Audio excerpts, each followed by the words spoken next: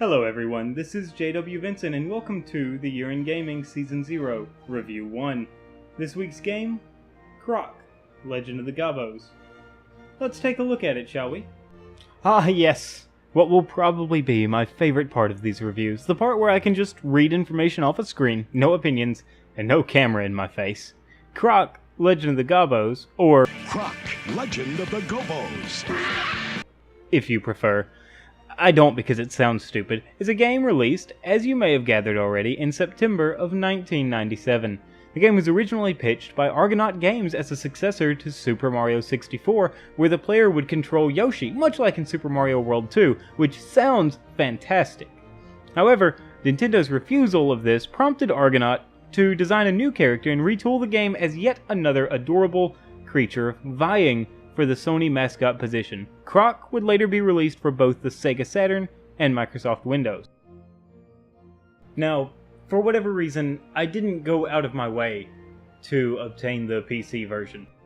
In fact, all that I did was emulate the PlayStation version, which, I grant you, sounds bad, but I honestly didn't think I was even going to make it this far. Down to the nitty-gritty now, that's going to make a lot of people hate me. The fact of the matter is that Croc was released hot on the heels of both Super Mario 64 and Crash Bandicoot, and frankly, it is not a good successor. Croc feels more like a predecessor of these games, with its vast, airy backdrops, slightly clunkier than desired controls, and mediocre combat physics. In some of the boss fights, I could hardly tell if I was hitting the foes, and other times I'd be convinced I was quite clear of them and still take damage. You know, playing Croc while thinking that I was getting a successor to the likes of Crash Bandicoot and Super Mario 64 really kind of ruined the experience for me. It's kind of like opening a jar of Gold Eagle syrup, dumping it out, and finding Great Value syrup in there.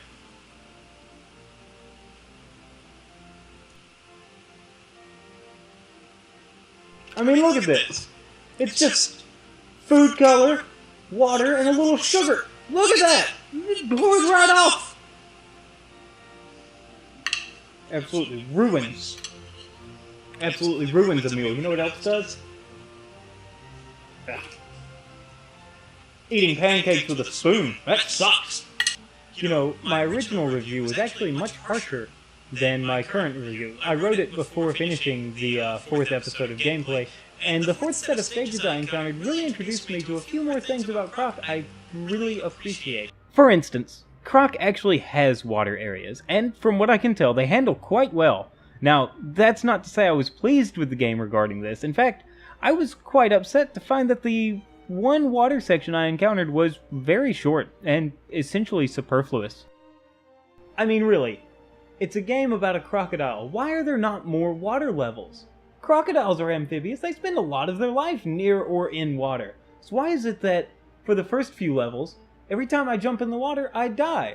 But then suddenly this water, in whatever stage, World 2, Stage 6 or whatever, suddenly that's safe water. I can just jump right in it, go for a swim. It's all good. All healthy. Healthy water for Croc. He can go swimming in that water, but not in the water at the beginning of the game, where you should probably introduce the player to the physics of swimming. It's a crocodile.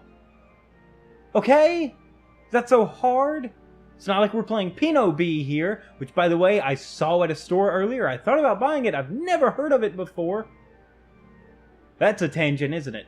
Anyway, on with the review. I found that for a majority of my first video, which was never uploaded due to some audio issues, I was unable to progress the game, because there was no tutorial at all. You're just kind of dropped into the first stage and expected to know that hitting jump twice makes you ground pound. Pardon me, butt slam. And that you have to butt slam the crates to open them. You can't push the regular ones or swat them with your tail. And that brings me to another point. The game focuses on the collection of 6 Gobbos per level. And collecting all 6 Gobbos per level, which requires that you collect 5 special colored gems in each level to unlock a bonus area at the end of each level, which will give you the 6th Gobbo. Doing all of that will reward you with bonus stages. Those bonus stages will eventually lead up to the true ending of the game, where you fight the true final boss. And let's be real, I have no interest in that. The game is not put together well enough for me to pursue that secret bonus ending. And another note on Croc's tail whip and butt slam. The game is derivative, and if it had come out before Crash and Mario 64, it probably would have felt a lot better.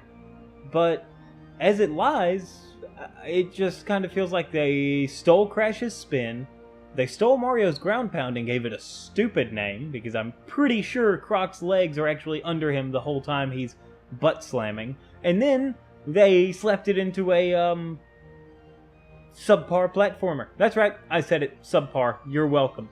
Honesty, best policy. Onward. There is one redeeming quality though, the music. This game has an astonishing soundtrack, especially given its other lackluster features. I mean, just listen to that menu music.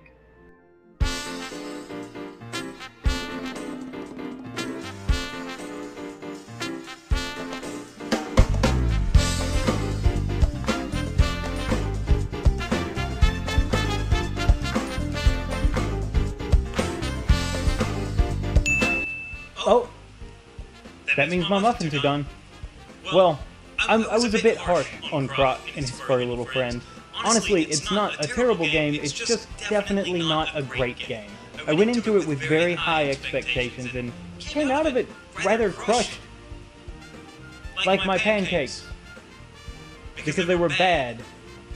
Because I put great value syrup on them for a joke.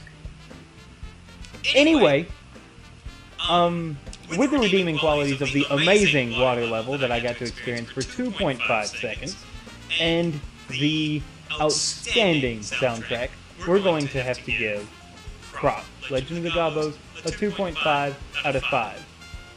Thanks so much for joining me, guys, and join me again next week when we take a look at Breath of Fire 3 for the PlayStation. Until then, bye-bye!